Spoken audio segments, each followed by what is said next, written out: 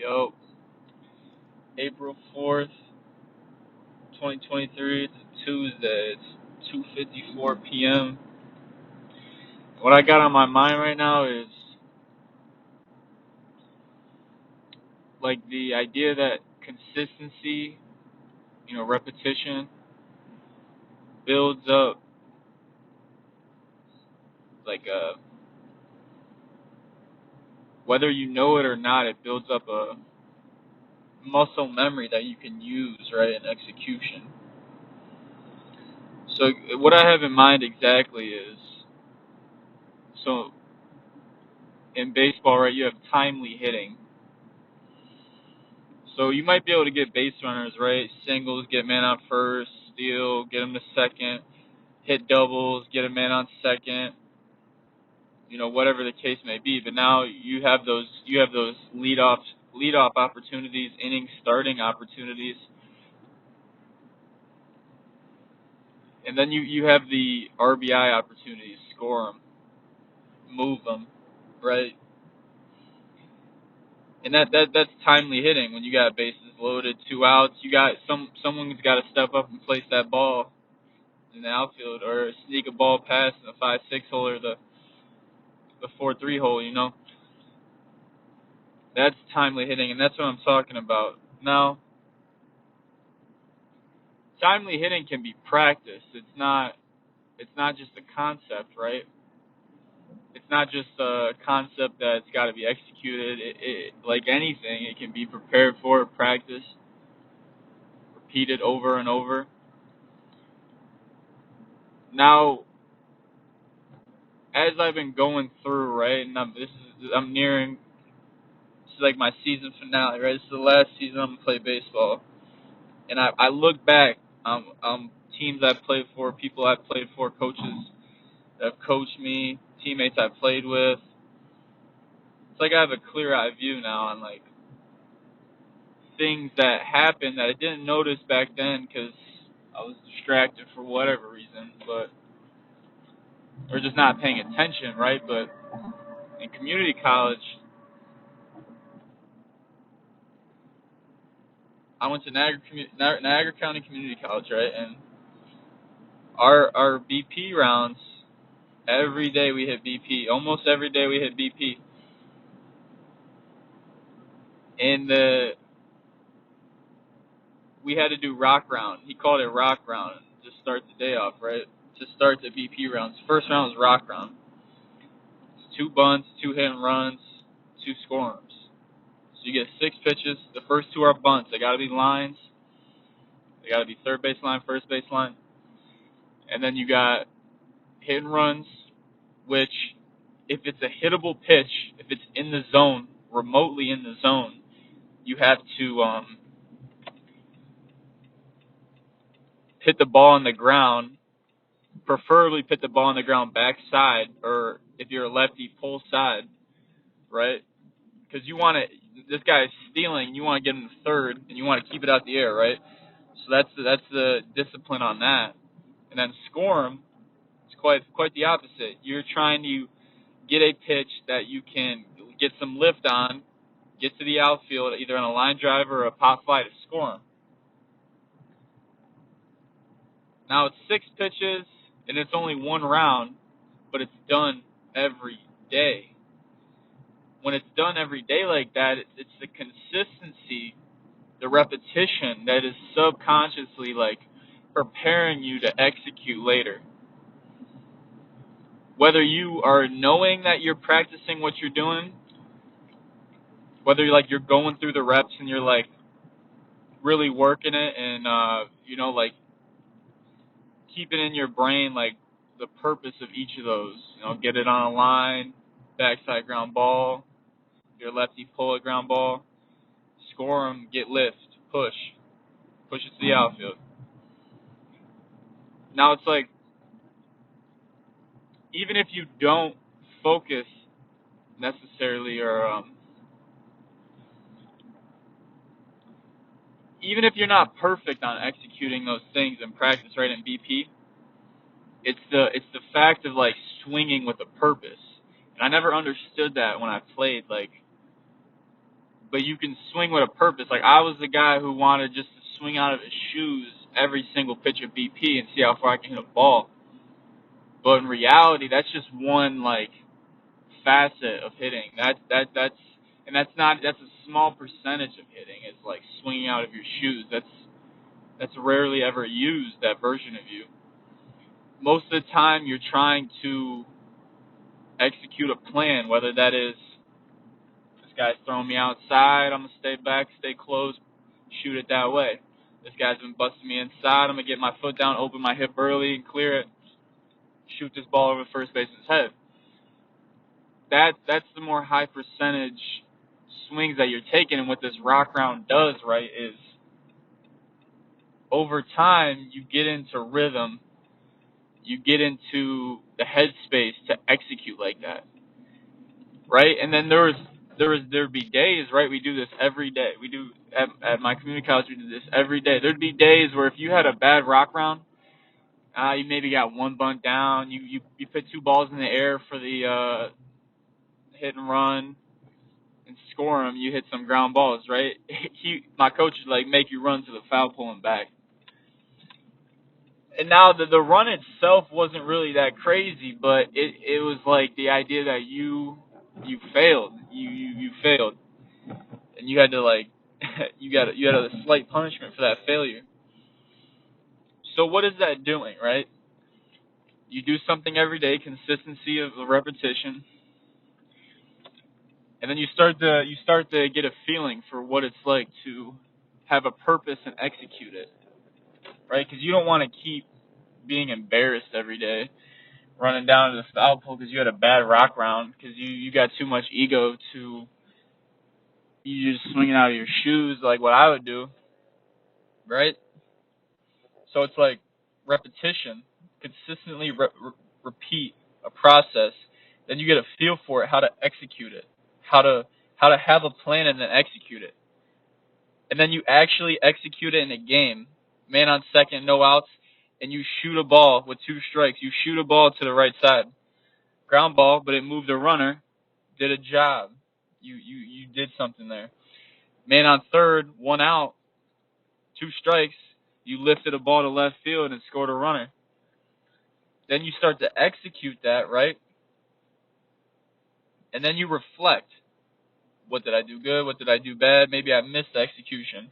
Or maybe at a certain point of the at bat I missed. I didn't swing at a pitch that I could have handled. Why did I do that? I was trying to guess a pitch and I was wrong. Shouldn't try to guess a pitch like that in that scenario.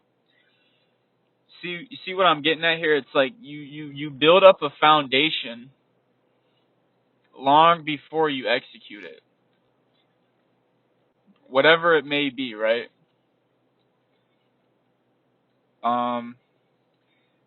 Like when I go to the gym, right?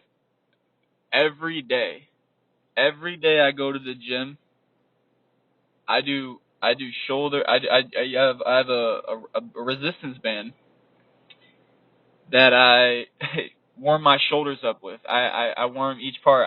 I warm up the front delt, side delt, rear delt, full range of motion. I do it every single day.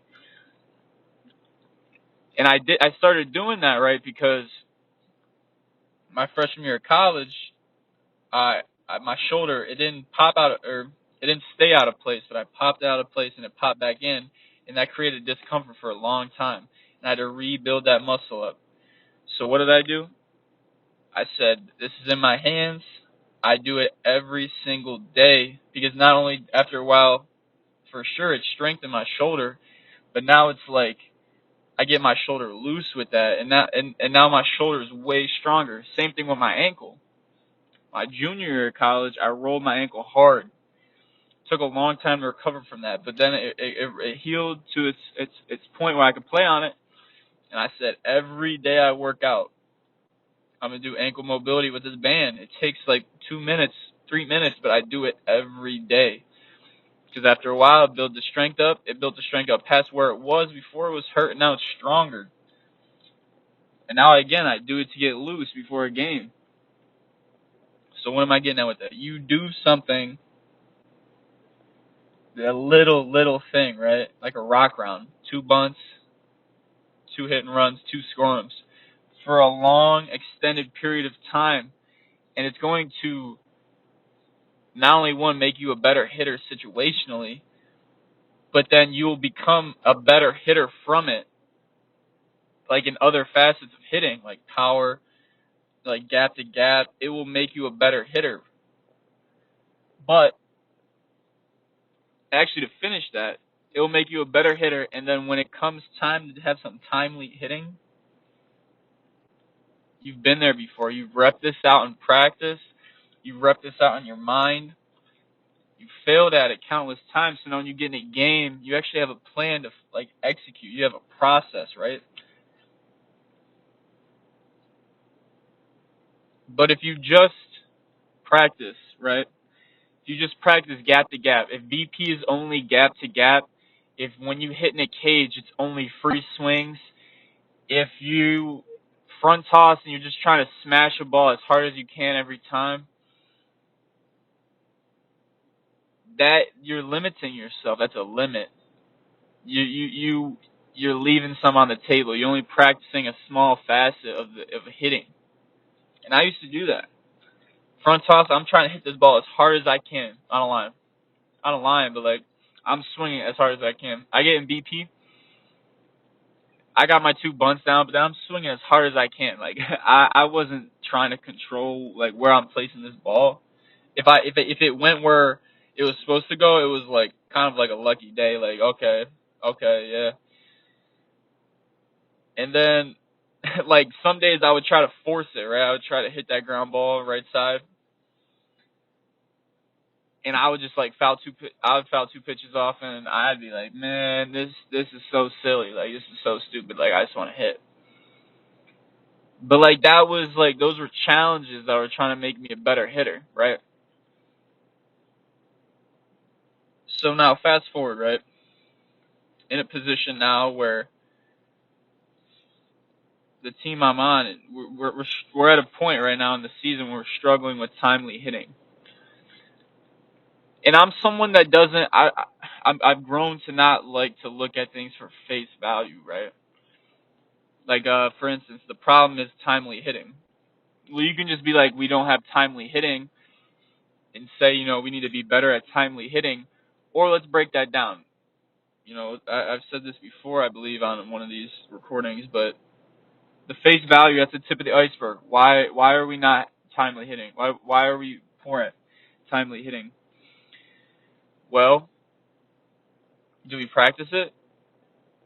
Nah, not really. So why don't we practice it? Well, we have a different ideology that we want to shoot gaps or do different things or whatnot. We have a, exit velocity mindset, trying to hit the ball hard. That's great. That's great. But that, again, that's only one facet of the game. That's only one facet of hitting at that. You've got to touch all facets of hitting, right? If you never practice bunting and then you need a bunt in a game, what are the chances that you put that bunt down? Now you don't have to practice bunting every day, but maybe you should touch on it once a week. Every other week you should do, some good bunt work.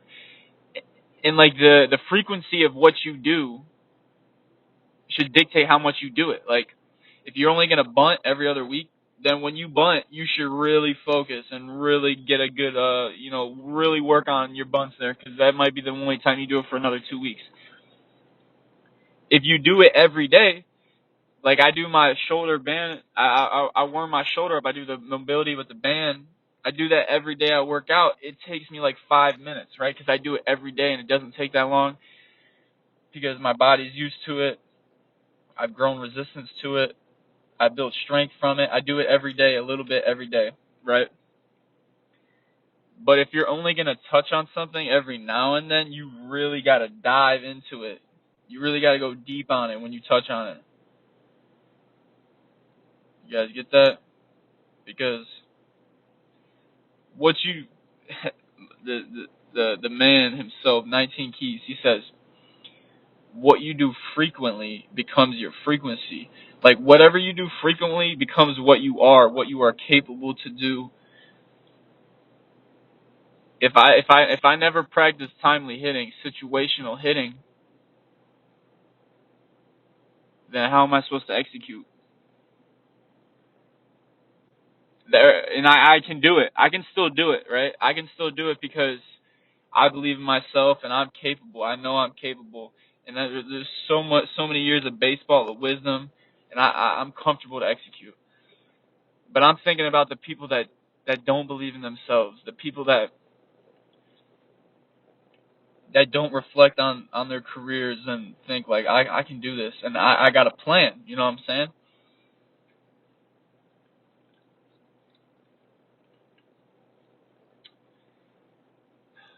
And like I got so many thoughts in my head right now, like so many tangents I could run, right?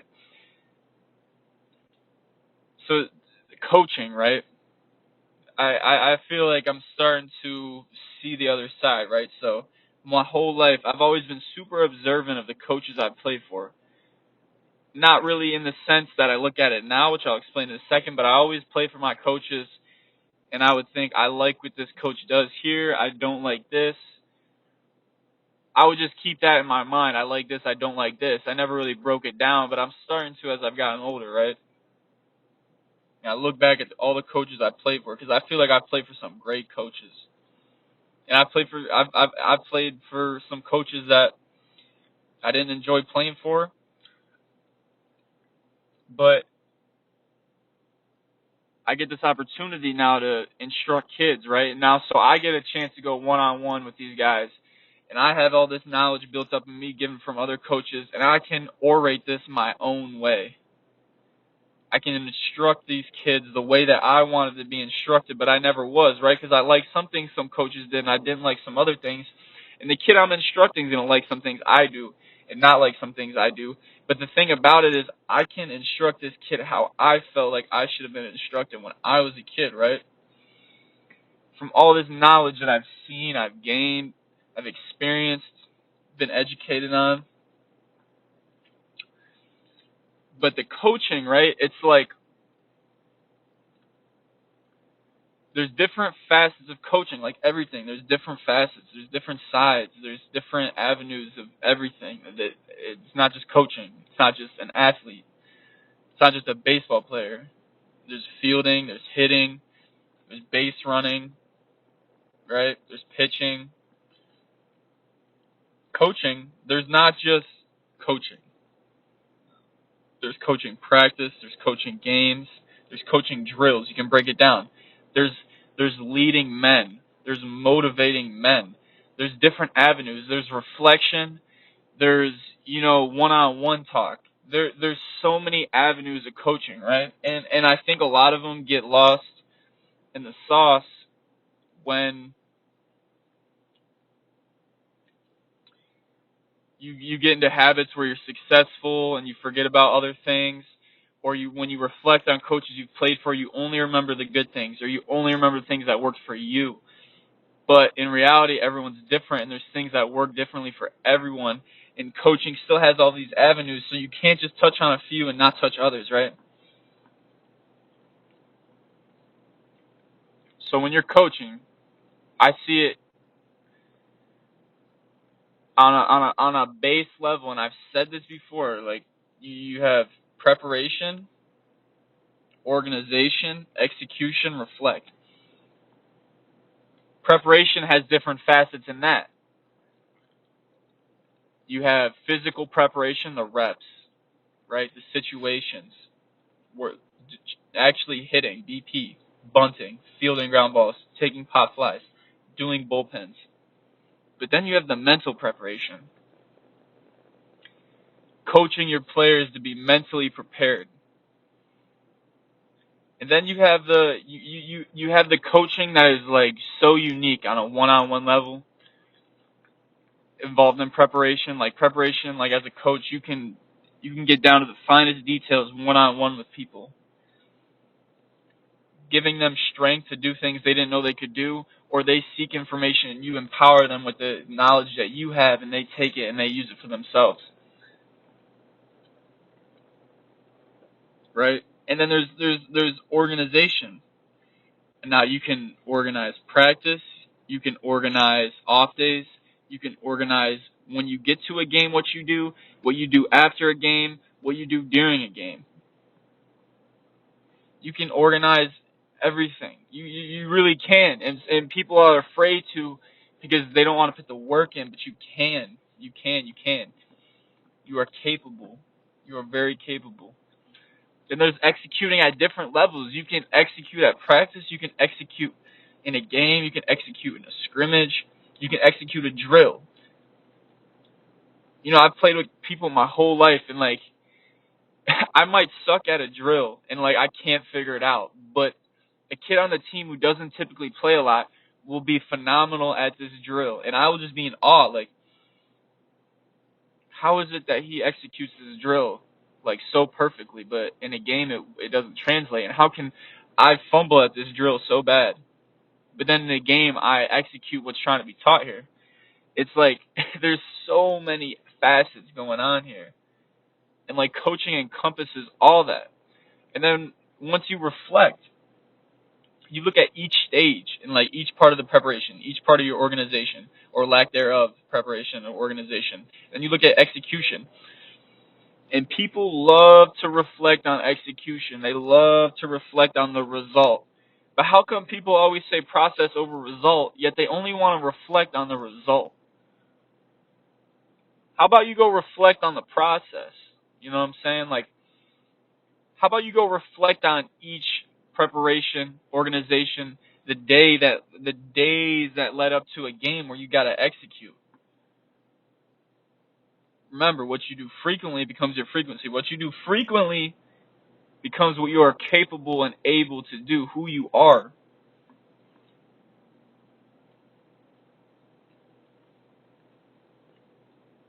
Again, people love to reflect on results, and this is in life. This is what I'm starting to realize in life. People want to reflect on the test score. People want to reflect on, oh, you had an 0 for 4 game. People want to reflect on the face value, man. People want to reflect on you shot 16% from the field today. Man, you you couldn't hit a box. You couldn't hit a golf ball out the tee box more than 250 today. What's going on?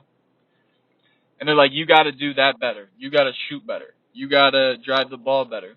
You got to be better at timely hitting. You got to hit better. You got to boom, boom, boom. You got to do the face value thing that the face value problem is. They give you a face value response and say you got to do this better. How about we go deeper though? And I really don't think this is a problem for people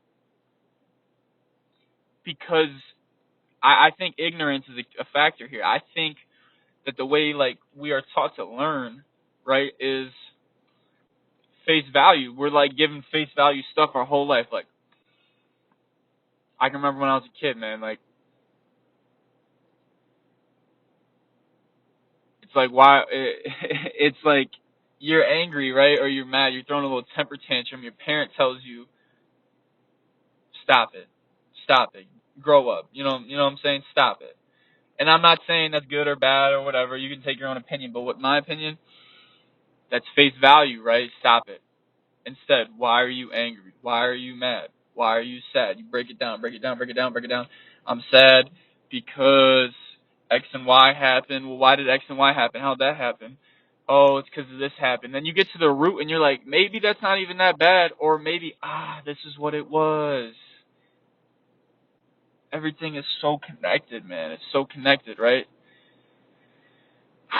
So like I go on these talks, man, and it's like I just got so much thought that just overflows me.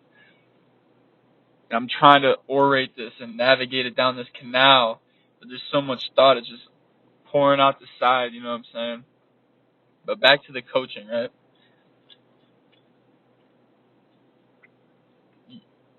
When you look at things face value, it's not just that. There's so much underneath the layer, the top, what you can see. You can't just reflect on results. You have to reflect on the process. And that's something I've been telling myself, like, if I have a bad game or if I have a bad at bat or a bad couple at bats, I'll tell myself I am not that result. I am not a strikeout. Like I got a strikeout, but that's not who I am. I'm not. That doesn't define me. I define that, and I'm defined by my process. When I reflect on the at bat, did I not execute my process the way I wanted to that at bat, or can I tip my cap and simply say that guy beat me? You know what I'm saying? Like, but I feel it's never that. You know what I'm saying? I feel it's never that. He might have outsmarted you and put some pitches you took, but in reality, there was one pitch there that you could have hit, and you know you could have hit it, but for whatever reason you didn't swing or you missed it. And just like the better you get at that reflection of the process, those MLB guys, those professionals, they're professionals not because, look, this is gonna sound silly, but stay with me. They're not professionals because they can hit so good, because they can pitch so good, because they can field so good. They're professionals because at the highest level, they can educate themselves, prepare, organize, execute, and reflect. At the highest level, they know they can professionally prepare themselves, organize themselves, execute. Maybe they don't execute or they do execute, but then they can reflect and look at their process, improve their process, and then execute how they want. Those professional players are professional far beyond the execution that you see on TV during a game. They're there because their process is superior. They have a professional process. They're not there because they just execute. And they do. They do execute, but that is a byproduct of the process. Like coaching, like an athlete, like a student, like a worker in whatever profession you are, like a business owner, and whatever business you own, you are your process. The results are a byproduct of the process, or a lack of results are a byproduct of the process. You got to understand that, because you can't get caught up in the results. You can't get caught up in how something made you feel and just sit in that. Why did it make you feel that way? Because this happened. Well, why did that happen? Because I put myself in this situation. Why did I put myself in that situation? Because I couldn't just chill at home today and I had to go out and do something, and then this happened and now it makes me feel like this. Come on, man. Come on, man. Break it down. Break it down all the way. I'm telling you. I'm telling you. Practice it.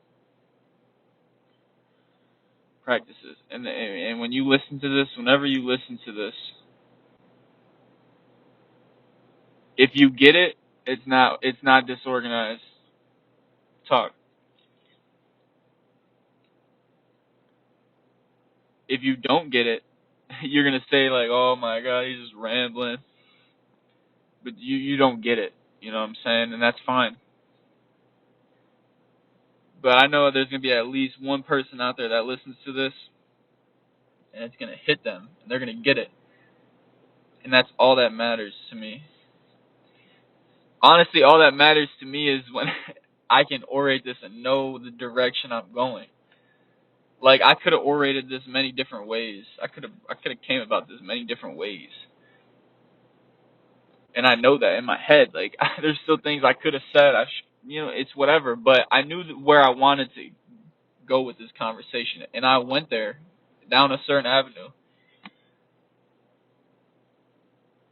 So you know what I'm saying? Like, and again, remember, this is my perspective. I'm not saying this is law. I'm not saying if you don't do this, you're gonna get arrested, or if you don't agree with this, it's like the end of the world. This is my perspective, right? That's all I have, my perspective. Through the education, experience, things I've gone through in life, perspective I have, and that's what's beautiful about it. Reach 101. one of a whole.